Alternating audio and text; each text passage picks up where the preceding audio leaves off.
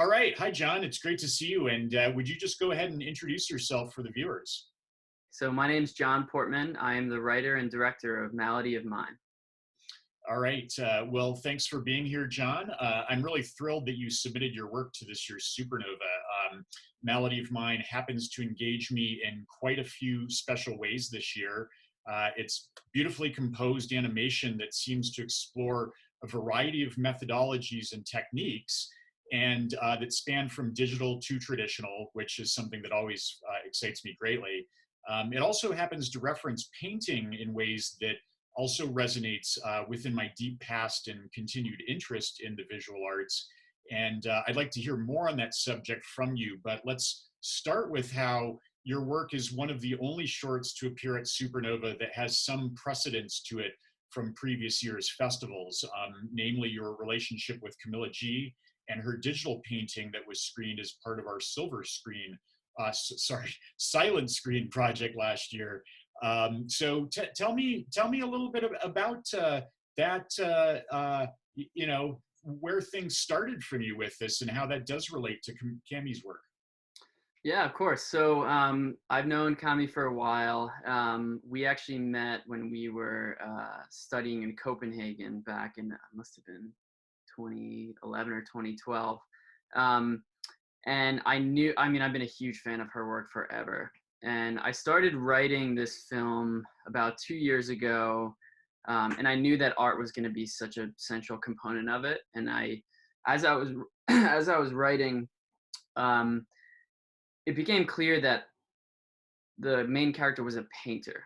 And as I was developing the story and the character and his background, I knew, one of the big challenges in doing something like this where a character has a profession that is a real life profession, especially something that's visual, is you actually have to build out their portfolio and their artwork and their style. And it's kind of this like weird meta experience.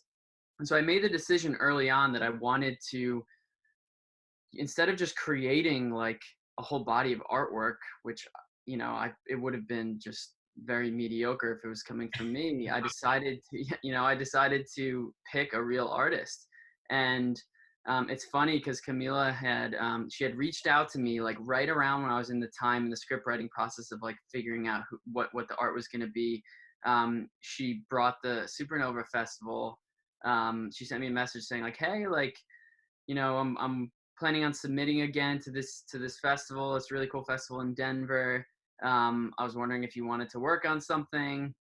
And so we started talking a little bit, and the timing was just really serendipitous. I was like, well, I'm actually working on this thing, and I need like a painter to feature as kind of like the primary, source of artwork for the film. And so we kind of made the agreement like, all right, I'll work with her on animating this one piece for Supernova 2019. We'll kind of use that as like a little bit of a pilot and like a test case to see how I can bring her work to life through animation for Malady of Mine. And the trade-off was just that, yeah, I would animate this piece last year for her, and then she would kind of give me the rights to use all of her artwork for the subsequent film in 2020. So that was kind of how that relationship came to be. And I mean, that's the first thing. When people watch the film, they're just like, oh my God, the artwork is amazing, the way it's animated and the way it's kind of integrated into the story. And that's all due to, Camila's brilliance. Yeah, that's great. For me, I intersect with so many artists over the course of time, both here in Denver and then well beyond, particularly through Supernova now. So when I first saw her work, I didn't have the frame of reference of her as a painter.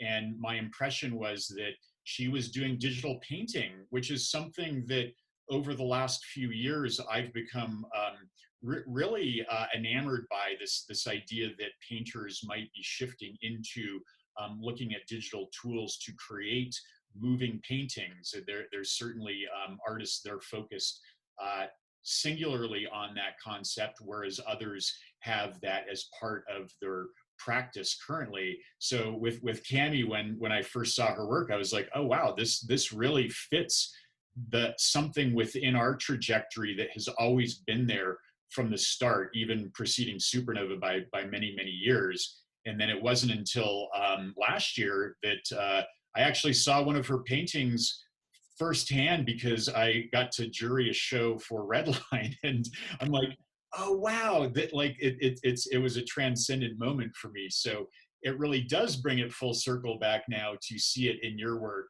and just have this aha moment that this is something very special, and it's wonderful to celebrate that. But I do want to also talk a little bit about so there's great reference to her work in the production, and then you also mentioned a number of other artists, and then this whole concept, revolving around a painter. That is a very specific decision to make, and it can also be something very hard to put forward without maybe having a deeper understanding of what the painter's plight is like. So tell me a little bit more about that.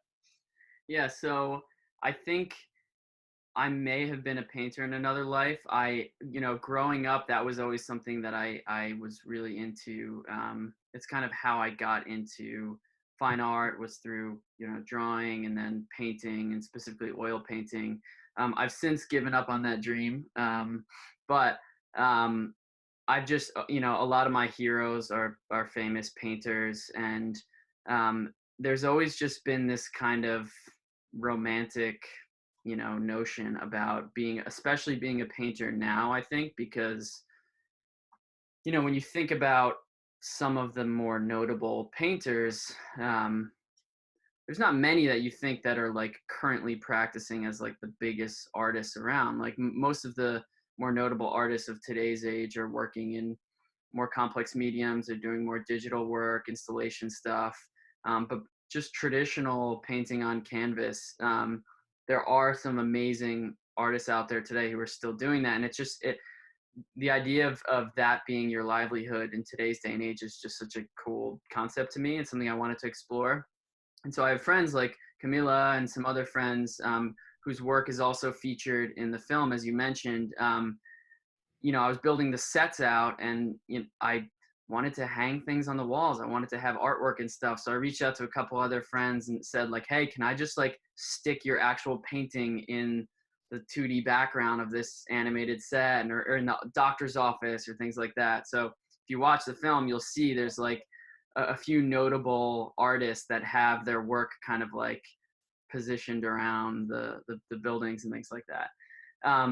But yeah, so I had some frame of reference for kind of what it's like to be a painter, but to be honest, I really just used it as kind of an analog for creating any type of art.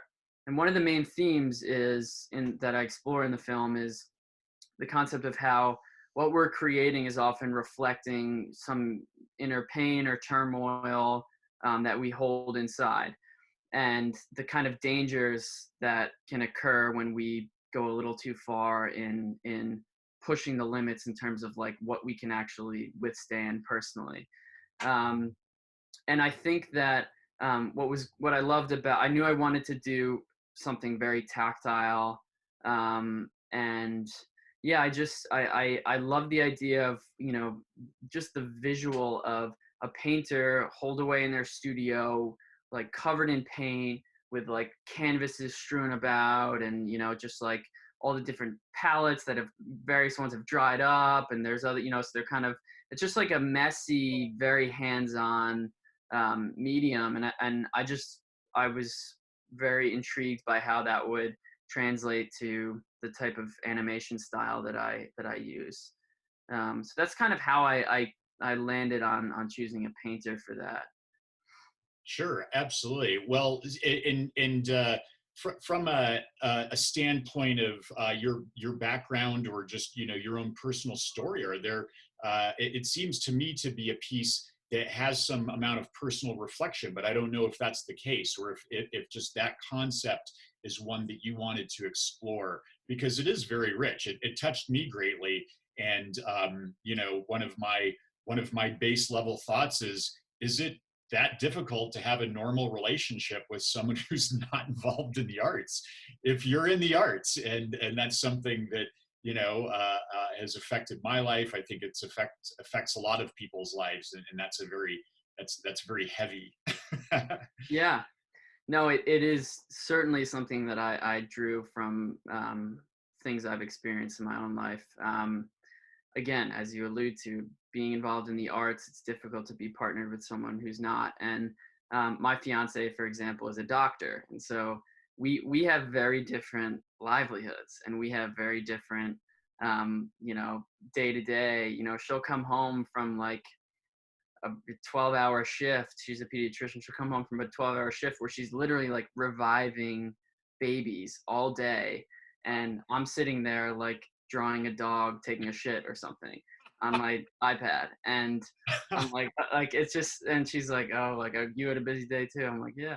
But, you know, I think what I really, one thing that I've noticed in my own experience as an artist or pseudo artist is that when things are going well in my life, I find it difficult. I find that my creative output is maybe less interesting or less compelling. And whenever something kind of goes wrong in my life, what, you know, could be, you know, name anything that goes wrong that could kind of send you into a mood, or um, there's part of me that's always like, oh, at least I now have some fuel for my art. And I think that's a part of that is like the myth of the troubled artist is this thing that we learn. It's this paradigm that we're taught, and you look at some of the really famous artists throughout history, and there are many who are plagued by this kind of darkness. And so I think it's kind of a remnant of that, but I also realize that that's a very dangerous thought cycle to participate in, where you're almost seeking out these moments of trauma and darkness as a way to fuel your kind of artistic output. And so I wanted to explore what happens when someone kind of takes that and runs with it a little further than um, maybe his partner or people around him would like. Sure, sure. So, Well, that's super powerful. I ran a gallery physical space for 15 years, and I started at a time when maybe that was still a good possibility to pursue a career as a gallerist. And one thing that I learned pretty quickly was that, you know, the most talented artists were not what the public perception is of artists. The public's perception of visual artists is wildly off base because of the precedence with, you know, Jackson Pollock is a great example. You go, you know, if you're not a crazy drunk, how do you make great, you know, artwork? yeah. And what I found is that the best talents are really kind of the most, I don't want to say normal people, but they work really hard. They're very, you know, proficient, and they're not just crazy. They're you know, they're at the top of their field just like anybody else would be. So there are a lot of misconceptions within art, but that narrative of the darkness, the dark soul of the artist, and needing, you know, to drive on that, it's something that certainly does still exist. But I'll be very curious as to, you know, how the narrative is perceived, because I think it's very rich on so many levels. And what I do love about it is how I think that you've really given great respect to the medium of art and visual art in a way that I haven't seen yet through the curatorial process with Supernova.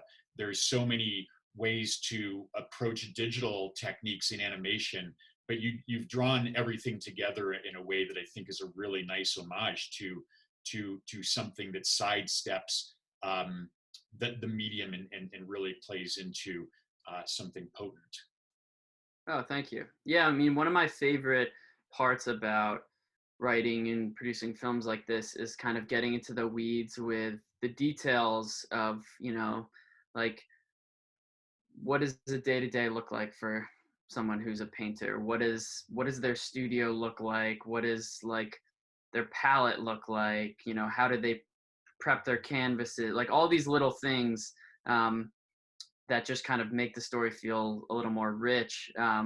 That process is probably my favorite part of the whole creating the film, is really like learning all of these little moments that you can include that maybe um, a lot of viewers wouldn't even notice, but the ones that maybe have a frame of reference will pick up on it, and it offers more touch points for them, and it creates, I think, a more meaningful experience for someone who has whether a background or is just more familiar with that line of work. Sure, sure. Well, I want to know a little bit about your approach to the craft of animation and using digital tools or techniques in general. What I love is your attention to detail and the way the frame can change from one scene to the next in so many ways that don't show a consistency across the board, but when you bring them all together, there's just a real nice richness to the piece. And so, how was your approach to getting that? How did that develop for you as an animator?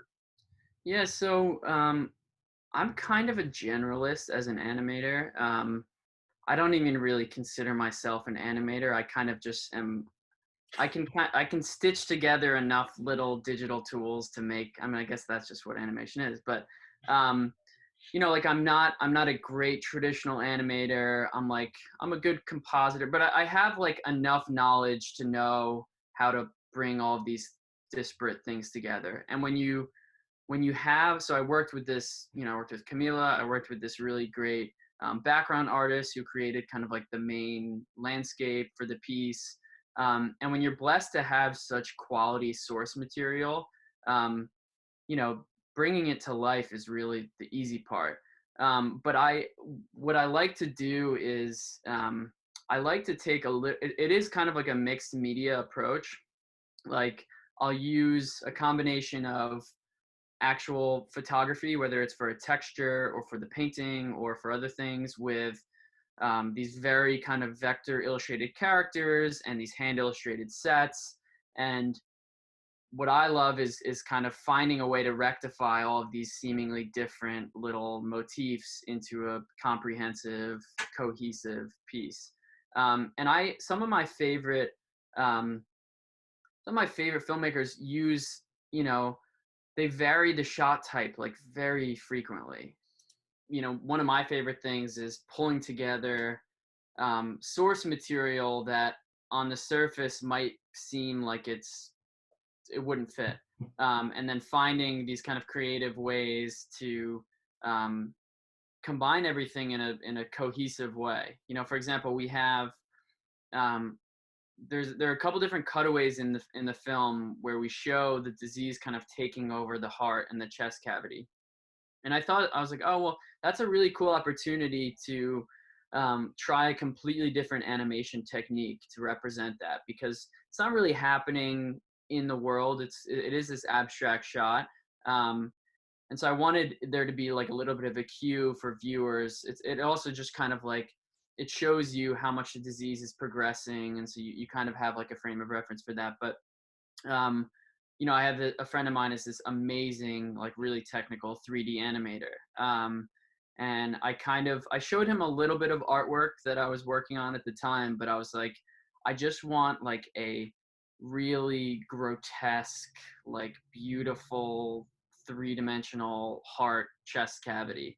Sure. And he kind of just ran with that, and he created this beautiful sequence. And it was definitely a challenge trying to find a way to, like, there are little things you can do with color and the lighting and things like that to make it fit with the aesthetic of the film. There are textures and things that you kind of use to combine them, and the transition is kind of what really locks it into the narrative. But yeah, that was a really fun challenge to kind of bring scenes like that into the film. And then the close-ups of Camila's painting, which the painting itself is a very different style from the animation. So like, how do you rectify that? And these are all these like little fun challenges that I just love to take on for films like this. Sure, yeah. Well, to me, it's closer to just directing a film and Yeah. pulling the components in, having the vision. I love that because there's one thing I can say about Supernova this year, and I think that it's that our competition has gone from being really good the first few years to spectacular in 2020. And I feel that this year's selections have a wider range of diversity than ever before, including the introduction of feature-length works. So, I'm always fascinated when I see the field growing and moving, and it's artists like yourself that I think are really pushing it in that direction, where you would look at somebody such as your friend who is a digital animator and being able to source them for your project, or a painter such as Cami to include as a real core element. So to me, I think that that's really, really wonderful. And what it makes me think about, just in terms of kind of getting to an end here with the interview, is maybe let me know a little bit more about your personal work in animation versus your work as a creative director. And it seems like you're involved with commercial entities and projects. How do you strike a balance, and what are your ultimate goals when it comes to the animations that you do for yourself? Yeah, so that's the $1 million question right there.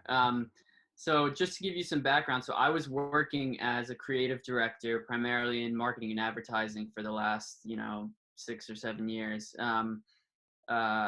A buddy of mine and I started a design and animation studio it was based out of Burlington, Vermont, and we were running that for a long time. We were creating animated and interactive content for clients, and that was a really amazing experience. It's kind of how I cut my teeth, learning. It started out just the two of us, so we were really hands on, and then we grew. We had a great little team, but it was a year and a half ago now. My fiance got placed for her medical residency in San Francisco. So we knew we had this, and I knew I was going to go move there with her. So it was a nice kind of inflection point in my career. And I was looking back and realizing that I wanted to take some time to create some work that was purely, passion projects, independent films, things like that. So what I've been doing the last year and a half or so is, since moving to San Francisco, is taking on kind of enough commercial work to stay afloat, and then trying to shift most of my focus towards these independent projects. Malady Mind being one of them. I have a few others that are in the works right now, and trying to just make a go at that, because that's ultimately what I really enjoy doing. So it's definitely a tough balance. Sometimes there'll be a little more commercial work comes in than you want. Sometimes there's not enough and you're struggling to pay the bills, but it's fun. It keeps you on your toes. And I really do like having that nice balance of I got to work on this project for a few days a week. And then I have Thursday and Friday that I can just focus on my films and things like that. So that's how I've been managing it so far. And I'm staying afloat. We'll see how long that lasts, but it's been fun. Sure, sure. Well, to me, every artist is in that same situation of, wanting to pursue what really inspires them. And I think learning a lot along the way. So to me, it seems like you're well on your way. And it was just such a nice surprise to see your submission this year. And it resonates with me on so many levels. So I really want to say, good luck with your future and leveraging this towards your passion. I think that you have some very special talents, and keep pursuing that. So we're going to be really excited to present here at Supernova this year. I think you came out last year. Did we? Yeah, I came out last year. Yeah, Yeah. yeah. It's a very unusual festival, but I feel like this year, because of the pandemic, we do have to focus less from our live event and just more towards the network of artists and what we're doing. And so, from my end, if this had been a year or two ago, I don't know that we would have been ready for that. And this year, in our fifth year, I feel like we actually are. I'm hoping that the rest of the world will pay attention to the specialness of the project and all the artists within. So I'm really glad to have your participation, and I assume Cammie's still in Denver, so hopefully we'll be seeing her here soon as well. Yeah, of course. No, honestly, yeah, I came out last year, and it's a totally different festival. I mean, it's unfortunate that we won't be able to be there in person this year, but to anyone who's thinking about entering next year, it's a really awesome experience. The people who submit work, I mean, it's just like a really cool, diverse collection of artists and creators, and I'm thrilled to be a part of it for the second year. Hopefully, I'll have something else to apply for next year as well. Hey, absolutely, John. Well, that's we love seeing when artists return, and that's something that I always focus on. The depth of the festival isn't just it's obviously discovering new talent, but it's really trying to offer some support for those who are really invested in creating their work and having a pathway. So, well, John, it's been great talking to you. I really appreciate it, and yeah, thanks so much. Of course. Thanks for having me.